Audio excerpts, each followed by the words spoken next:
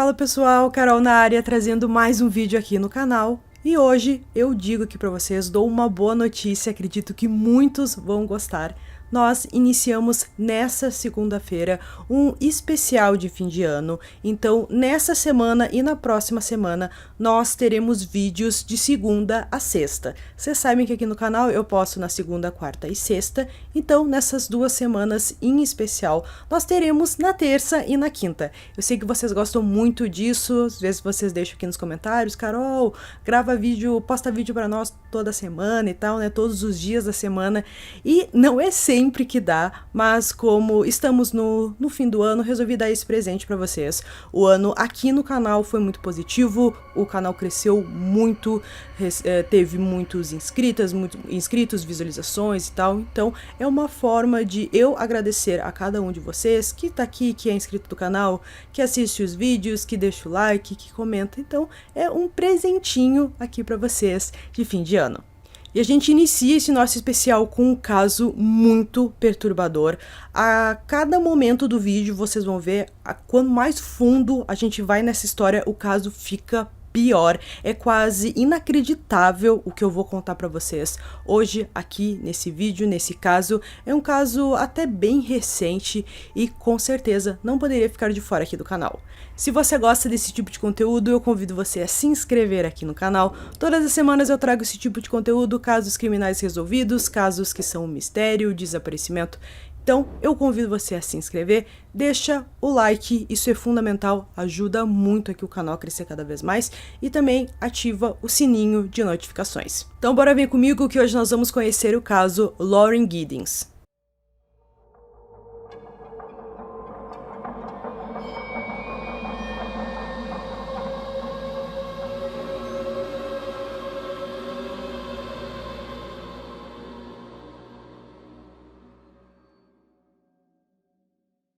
Lauren Giddens, de 27 anos, estava quase concluindo sua faculdade de Direito na Mercer University, localizada em Macon, na Geórgia, em junho de 2011. Ela só precisava passar no teste de ordem do Estado para se tornar defensora pública e realizar o seu sonho. Descrita como uma jovem muito animada, por mais que estivesse bem longe de sua cidade natal, ela sempre se esforçava para passar os feriados com a sua família em Maryland. Ela era muito apegada aos seus pais e às suas irmãs.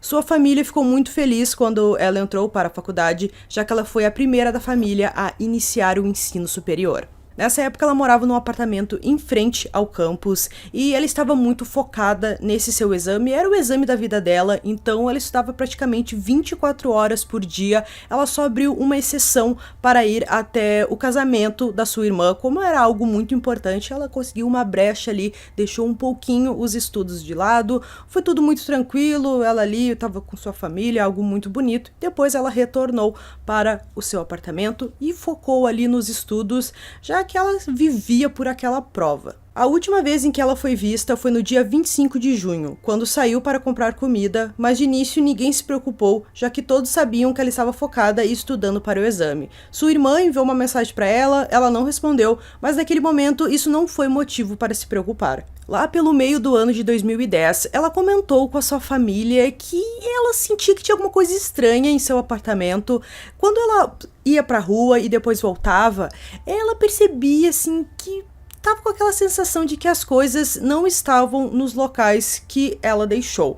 Ela morava sozinha, então isso não fazia muito sentido, e ela também tinha a sensação de que alguém a estava perseguindo, mas ela não se importou muito com isso, ela apenas fez um comentário, ela não estava preocupada com a sua segurança, e também ela estava muito focada em concluir a faculdade, passar no exame, então ela deixou isso um pouco de lado. Sua família também naquele momento não se preocupou. Os dias passaram e ninguém teve notícias de Lauren. Suas irmãs foram as primeiras a perceber que havia algo errado. Uma das amigas de Lauren mandou uma mensagem para sua irmã, perguntando qual foi a última vez que ela falou com a Lauren. Naquele momento, ela já percebeu que havia algo errado.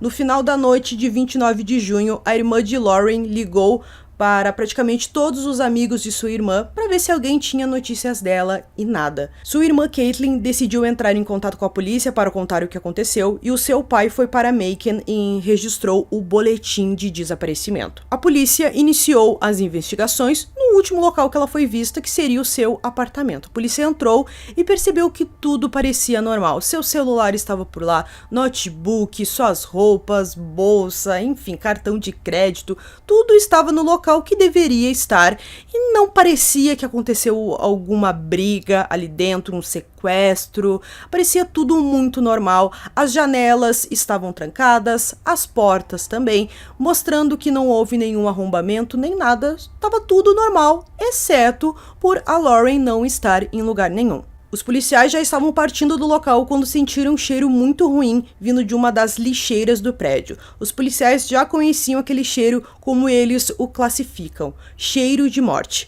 Ao abrir uma das lixeiras, eles encontraram um torso humano em decomposição, mas era só esse resto mortal que estava ali, e a partir desse momento o caso passou de uma pessoa desaparecida para um assassinato. Eles ainda não sabiam se aquele torso era da Lauren, mas provavelmente era, seria muita coincidência outra pessoa ter morrido naquele local, e era um torso feminino, então provavelmente era o torso de Lauren. Como em todos os casos, o primeiro a ser investigado foi o namorado da Lauren, chamado Vincent Smith.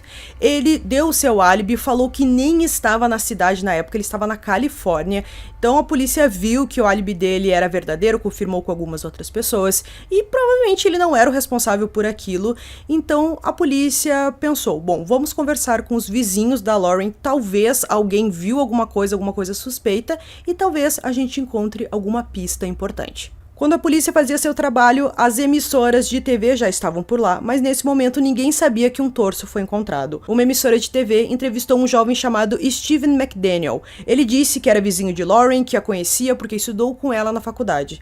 Na entrevista, ele diz que está ajudando nas buscas, que fazia um tempo que ninguém tinha notícias dela, e nesse momento, a repórter diz a Steven que a polícia encontrou um corpo na lixeira e é visível a mudança de comportamento de Steven.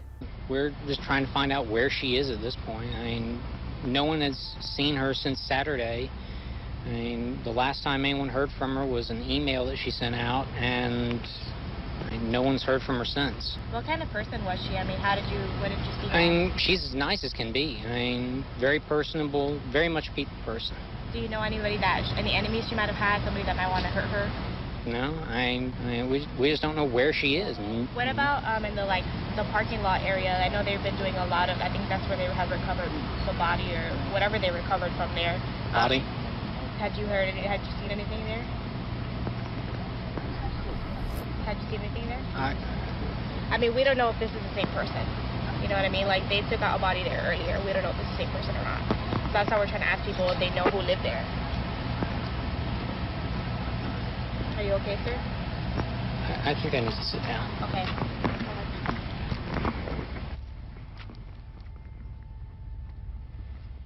Depois ele conversa novamente com a repórter bem abalado e diz que não consegue entender como alguém teve coragem de fazer isso com ela. I don't know anyone that would want to hurt her. She was as nice a person as there is.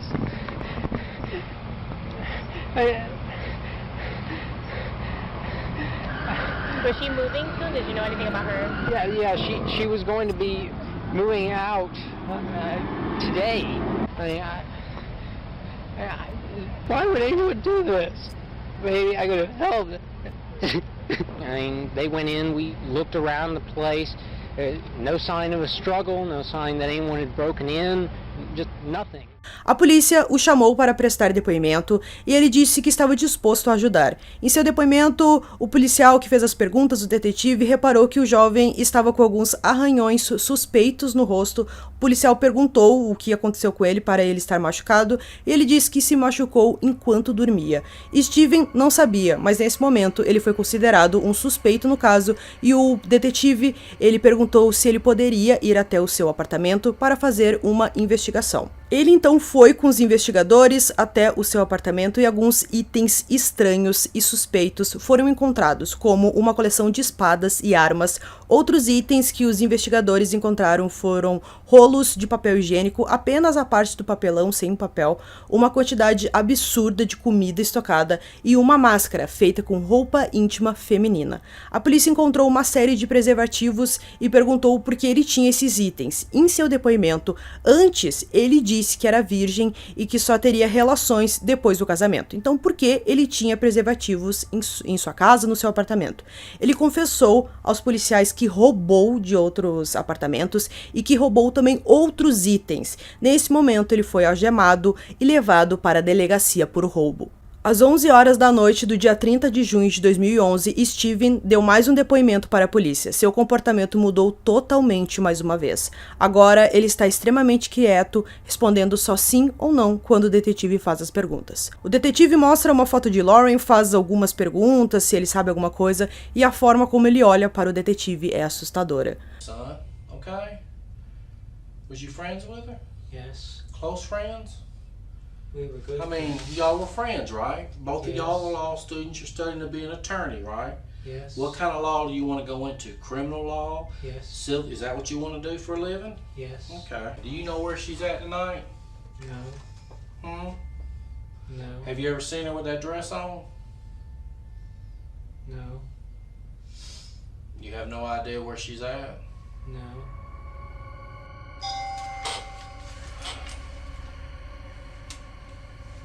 Yes.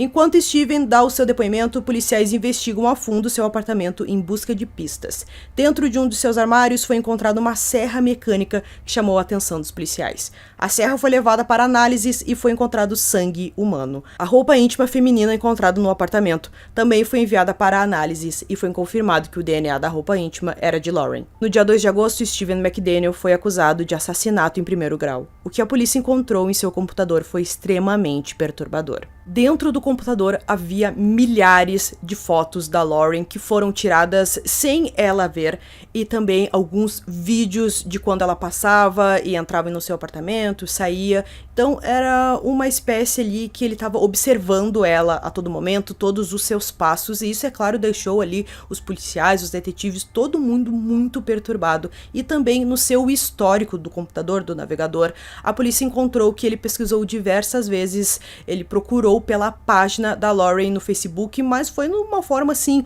muito alta, uma quantidade de muitas vezes ele ia até na página, olhava e tal. Então a polícia percebeu que ele tinha uma obsessão pela Lauren e também a polícia encontrou algumas fotos indevidas de crianças. Steven se declarou culpado de assassinato, como parte de um acordo judicial se ele contasse ao tribunal o que fez com a Lauren, a exploração sexual de crianças e as acusações de roubo contra ele seriam retiradas. Ele concordou e contou o que aconteceu naquela noite. Steven tinha uma chave mestra que abria todos os apartamentos. Ele invadiu o apartamento de Lauren mais ou menos às 4h30 do dia 26 de junho, vestido todo de preto e usando máscara e luvas. Quando Steven entrou no apartamento, Lauren estava dormindo na cama. Ele passou um tempo apenas a observando dormir. Quando ele se moveu em direção à cama dela, o chão fez um barulho, a Lauren acordou e disse para ele sair do seu quarto. Ele pulou na cama e agarrou a sua garganta. Lauren lutou por sua vida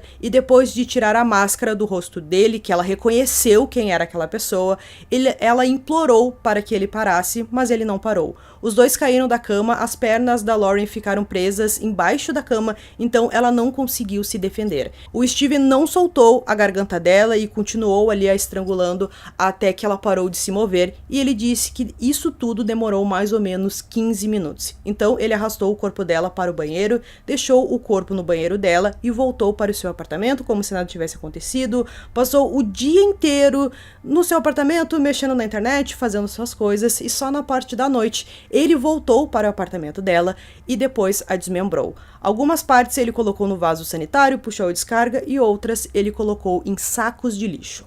No tribunal, o Steven disse que separou ali os restos mortais dela, colocou em várias lixeiras e esperou que o lixeiro passasse, só que a polícia foi um pouquinho mais rápida que o lixeiro e conseguiu recuperar o torso. Se a polícia tivesse demorado mais um pouco, provavelmente os restos mortais dela nunca seriam encontrados e provavelmente esse seria mais um caso muito difícil de desaparecimento, mas o lixeiro demorou um pouquinho para passar naquele dia, então a polícia conseguiu recuperar. O Steven, ele tinha certeza que não seria pego, e quando a repórter fala para ele que os policiais encontraram um corpo na lixeira, é por isso que ele tem aquela reação. Ele não tem aquela reação porque ele estava preocupado com a Lauren e tal, como ele dizia. Ele ficou preocupado com ele mesmo porque ele sabia que seria pego. No tribunal também foi dito que Steven observou Lauren por meses. Uma de suas amigas viu uma pessoa apontando uma câmera para o apartamento da Lauren. Ela não conseguiu ver quem era, mas avisou a amiga que tinha alguém a vigiando. O último e-mail que Lauren enviou para alguém foi para o seu namorado.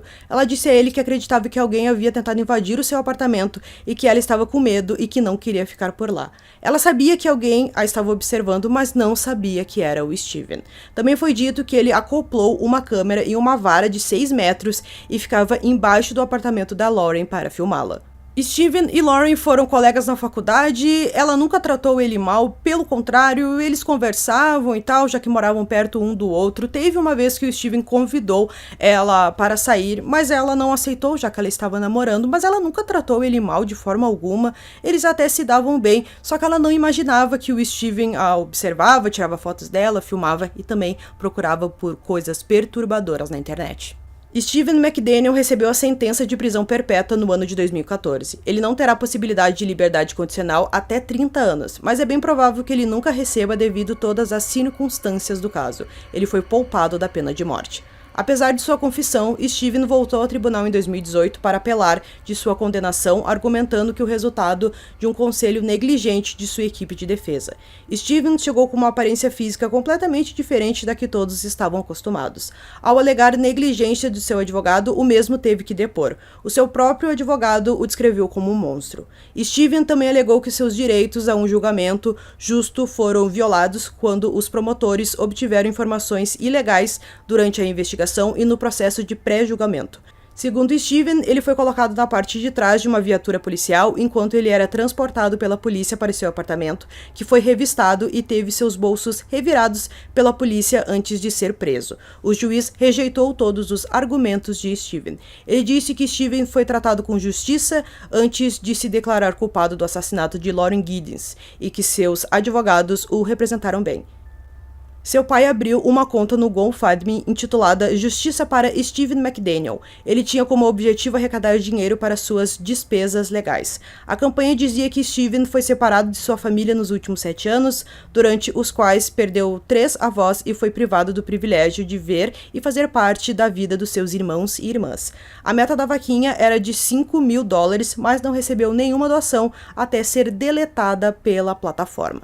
Então, pessoal, concluindo esse caso aqui pra vocês, é mais um daquele estilo de stalkers. Eu já trouxe alguns desse estilo de pessoas que observam as outras e até chegam no fim e cometem um assassinato. Esse caso foi terrível do início ao fim, como tudo aconteceu. Ele entrou no apartamento dela, imagino que por várias vezes ela sentiu isso, ela viu que as coisas estavam fora de locais e tal. Parecia que ele queria que ela soubesse que ele estava ali e provavelmente ela, naqueles últimos momentos, se sentiu insegura até pelo aquele e-mail que ela mandou para o seu namorado. Ela não estava mais se sentindo confortável na própria casa, mas infelizmente não deu tempo suficiente dela sair, já que ela estava muito focada no seu exame e ele fez tudo aquilo com ela, que foi horrível. E também aquela reportagem, né, que ele dá ali a sua declaração, dizendo que ajudou nas buscas e tal, aquilo é muito nojento dele, e depois nós vemos ele no seu depoimento da polícia,